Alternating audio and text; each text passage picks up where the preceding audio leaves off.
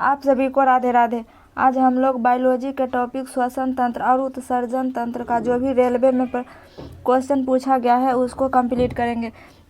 तो हमारा श्वसन अंग कौन सा है? सबसे प्रमुख श्वसन अंग है फेफड़ा, जिसे ये फेफड़ा का फिगर है। फेफड़ा ये जो ऊपर से आ रहा है इसे ट्रैकिया कहते हैं। ऊपर वाली नली को ट्रैकिया कहते हैं, यानी श्वास नली। और जो ये ट्रैकिया में जो बड़ा बड़ा शाखा बना हुआ है इसे ब्रोंकाई कहते हैं, और छोटे शाखा को ब्रोंक्यूलस कहते हैं। और ब्रोंक्यूलस में जो अंगूर के गुच्छा के समान है इसे एल्वियोली कहते हैं। फेफड़ा के बाहरी भाग के लेयर जो है प्लूरा मेम्ब्रेन से ढका हुआ रहता है। कौन सा किससे ढका रहता है? प्लूरा मेम्ब्रेन से। दाहिना फेफड़ा बड़ा होता है और बायां फेफड़ा थोड़ा छोटा होता है। निःश्वसन का अर्थ होता है जो हम हवा यानी वायु को बाहर छोड़ते हैं उसे निःश्वसन कहा जाता है। तो टॉपिक है आज का श्वसन तंत्र। श्वसन तंत्र का पहला सवाल है कि श्वसन यानी श्वसन है, श्वसन क्या है? अपचयन यानी कैटाबोलिक प्रक्रिया है। अगला सवाल है कि मानव में श्वसन दर सबसे कम होती है। आंसर हो जाएगा ऑप्शन डी। जब हम नींद में खराटे से सोए हुए रहते हैं तो श्वसन दर सबसे कम होती है। अगला सवाल है 3 नंबर, कहता है हम 1 मिनट में डैश बार सांस लेते हैं। 1 मिनट में कितने बार सांस लेते हैं? 16 से 18 बार। अगला सवाल है कि मानव शरीर के रक्त में से अशुद्धियों को छान कर अलग करता है। कौन करता है अलग? गुर्दा यानी किडनी। गुर्दा को इंग्लिश में किडनी कहते हैं। फेफड़ा से हम क्या करते हैं? सांस लेते हैं। अगला सवाल है 5 नंबर का रहा, श्वसन में कार्बोहाइड्रेट निम्नलिखित में विखंडित हो जाता है। तो आंसर हो जाएगा ऑप्शन बी, कार्बन डाइऑक्साइड और जल में विखंडित हो जाता है। अगला सवाल है जीवाणु में श्वसन स्थल है। आंसर हो जाएगा मीसोसोम। जीवाणु में श्वसन स्थल कौन सा है? मीसोसोम है। अगला सवाल है 7 नंबर, ऊर्जा उत्पादन के दौरान ग्लूकोज को पायरूवेट में विघटन को कहा जाता है। तो आंसर हो जाएगा ऑप्शन सी, कोशिका द्रव। कोशिका द्रव। ऑप्शन डी में लिखा हुआ माइटोकॉन्ड्रिया। माइटोकॉन्ड्रिया को कोशिका का पावर हाउस यानी ऊर्जा गृह कहा जाता है। केंद्रक को कोशिका का ब्रेन कहा जाता है। इंडोप्लाज्मिक रेटिकुलम को कोशिका का कंकाल कहा जाता है। अगला सवाल है 8 नंबर। 8 नंबर में कहता है वायु की वह अधिकतम शाखा जो अधिकतम अंतः श्वसन प्रभाव के बाद निष्कासित की जा सकती है डैश कहलाती है। क्या कहलाती है? फेफड़े का आयतन। अगला सवाल है कि हमारे फेफड़ों में डैश कोशिकाएं होती है। आंसर है 300 मिलियन। अगला सवाल है 10 नंबर। 10 नंबर में कहता है 10 नंबर सवाल है ऊर्जा उत्पादन के दौरान जब हमारी मांसपेशियों की कोशिकाओं में ऑक्सीजन की कमी होती है तो 6 कार्बन अणु डैश कार्बन अणु में परिवर्तित हो जाता है। तो आंसर हो जाएगा ऑप्शन 3।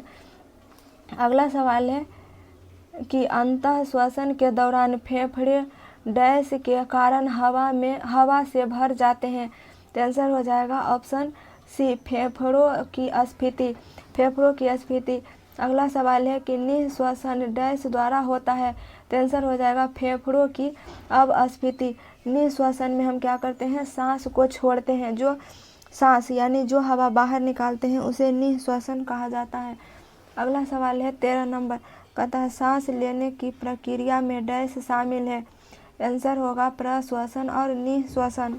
अगला सवाल है 14 नंबर, कहता है छोड़े गए श्वास में डैश शामिल होता है। तो आंसर हो जाएगा नाइट्रोजन भी छोड़ते हैं और कार्बन डाइऑक्साइड भी छोड़ते हैं। अगला सवाल है कि नाड़ी का धड़कन यानी पल्स बीट से मापी जाती है। आंसर होगा धमनी। अगला सवाल है श्लेष्मा झिल्ली की सूजन को क्या कहा जाता है? तो आंसर हो जाएगा ब्रोंकाइटिस। अगला सवाल है कि मानव शरीर में श्वसन वर्णक है। मानव शरीर में श्वसन वर्णक होता है हीमोग्लोबिन। आंसर हो जाएगा हीमोग्लोबिन। अगला सवाल है 18 नंबर। 18 नंबर में कि हमारे शरीर में ऊर्जा प्रदान करने के लिए कौन सा ऑक्सीजन से जुड़ता है? तो आंसर हो जाएगा ग्लूकोज। ग्लूकोज का फॉर्मूला C6H12O6 होता है। अगला सवाल है डैश की अनुपस्थिति में अवायवीय श्वसन होता है। तो ऑक्सीजन, आंसर हो जाएगा ऑक्सीजन। ऑक्सीजन की अनुपस्थिति में अवायवीय श्वसन होता है। अगला सवाल है 20 नंबर। 20 नंबर में कहता है कि कौन सा अंग श्वसन तंत्र का भाग नहीं है। तो आंसर हो जाएगा यकृत यानी लीवर। लीवर जो है श्वसन तंत्र का भाग नहीं है, यह उत्सर्जन तंत्र का भाग है।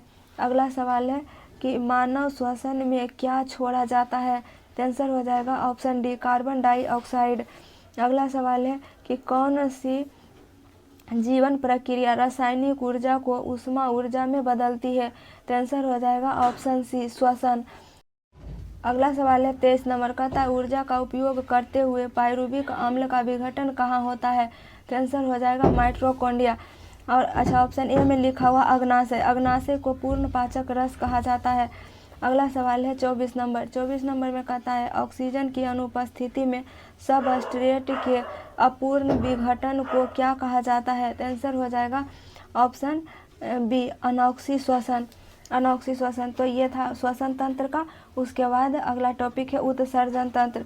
उत्सर्जन तंत्र जो हम अपने शरीर से अनावश्यक पदार्थ को निकालते हैं उसे उत्सर्जन कहा जाता है।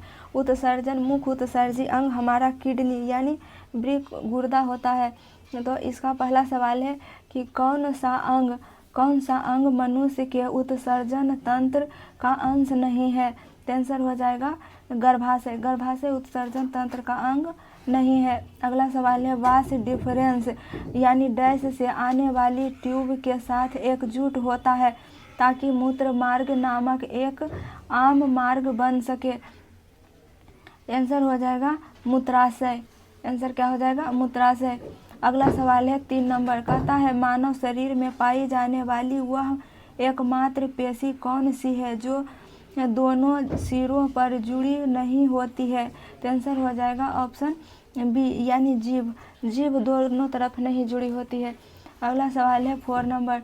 4 नंबर में कहता है गुर्दे न केवल उत्सर्जन अंग है, गुर्दे न केवल उत्सर्जन अंग होते हैं, इनके कार्य को पूरकता प्रदान करता है।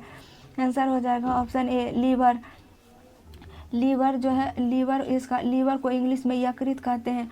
और त्वचा जो है त्वचा पसीना और सीबम का उत्सर्जन करता है। अगला सवाल है 5 नंबर। 5 नंबर में कहता है निर्जलीकरण के दौरान शरीर में से कौन से पदार्थ का सामान्यतः क्षय होता है। तो आंसर हो जाएगा ऑप्शन बी, सोडियम क्लोराइड। अगला सवाल है 6 नंबर। कहता है कौन सा यौगिक गुर्दे की पथरी का निर्माण करने वाले सर्वाधिक समान यौगिक है। आंसर हो जाएगा ऑप्शन ए, कैल्शियम ऑक्जेलेट। अच्छा, ऑप्शन सी में लिखा हुआ है सोडियम बाइकार्बोनेट। सोडियम बाइकार्बोनेट को खाने वाला सोडा कहते हैं। अगला सवाल है डैश मानव में अमोनिया को यूरिया में बदलता है। तो अमोनिया को यूरिया में कौन बदलता है, लीवर यानी यकृत बदलता है। अगला सवाल है कि हम मूत्र त्याग की उत्तेजना को नियंत्रित कर सकते हैं। तो इसका आंसर हो जाएगा मांसपेशियां मूत्राशय के तंत्रिका नियंत्रण में होने पर। अगला सवाल है 9 नंबर। कहता है किडनी की संरचनात्मक इकाई है। आंसर हो जाएगा नेफ्रॉन। अच्छा, ऑप्शन ए में न्यूरॉन है। न्यूरॉन ब्रेन की कोशिकाओं यानी तंत्रिका तंत्र की कोशिकाओं को क्या कहते हैं, न्यूरॉन कहते हैं। इसका आंसर नेफ्रॉन हो जाएगा। अगला सवाल है 10 नंबर। 10 में कहता है कि अल्ट्राफिल्ट्रेशन संबंधित है। अल्ट्राफिल्ट्रेशन किससे संबंधित है, उत्सर्जन से संबंधित है। अगला सवाल है 11 नंबर। 11 नंबर में कह रहा है कि इनमें से कौन सा अंग उत्सर्जन तंत्र से संबंधित नहीं है। तो आंसर हो जाएगा कोरोनरी धमनी। अगला सवाल है 12 नंबर। 12 नंबर में कहता है नेफ्रोलॉजी डैश के साथ जुड़ा हुआ है। तो आंसर हो जाएगा गुर्दा यानी किडनी। अगला सवाल है 13 नंबर। 13 नंबर में कहता है उस विकल्प को चुने जो अन्य तीनों से अलग है। तो आंसर हो जाएगा ऑप्शन ए, निःसंश्लेष कणिकाएं। अगला सवाल है 14 नंबर। 14 नंबर में कहता है शरीर का कौन सा अंग खून के शुद्धिकरण से संबंधित है। तो इसका आंसर हो जाएगा इसका आंसर हो जाएगा गुर्दा यानी किडनी। अगला सवाल है 15 नंबर, बताए मनुष्य में गुर्दे की निस्यंदन की इकाइयों को कहते हैं। आंसर हो जाएगा नेफ्रॉन्स।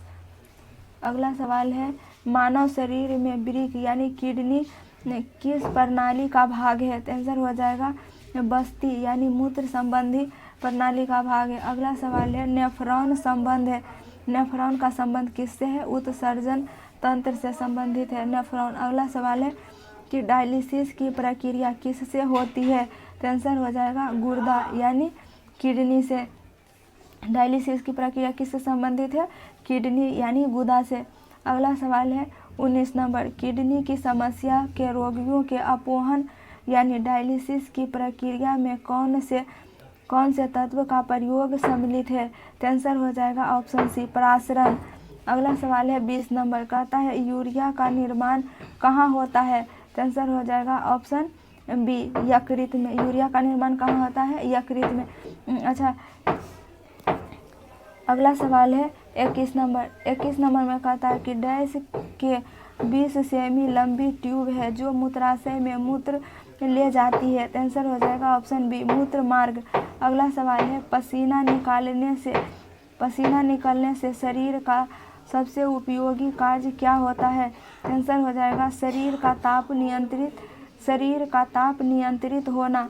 अगला सवाल है 23 नंबर। 23 नंबर में कहता है कि डैश मांसल नलिकाएं होती है जो मूत्र को गुर्दे से मूत्राशय की तरफ आगे ढकेलती है। तो आंसर हो जाएगा ऑप्शन बी मूत्र वाहिनी। अगला सवाल है 24 नंबर। 24 नंबर में कहता है कि मानव में वृक्काणुओं का कार्य निम्न में से क्या है। तो आंसर हो जाएगा ऑप्शन बी उत्सर्जन। अगला सवाल है कि डैश गुर्दे की नलिका की परत में मौजूद होती है। तो आंसर हो जाएगा ऑप्शन सी क्यूबोइड एपिथेलियम। अगला सवाल है 26 नंबर, कहता है किसकी प्राथमिक कार्य मूत्र के उत्पादन से खून से अपशिष्ट पदार्थ का उन्मूलन करता है। तो आंसर हो जाएगा ऑप्शन ए वृक्क। तो ये था दोनों टॉपिक का क्वेश्चन। मिलेंगे नेक्स्ट क्लास में। जय हिंद।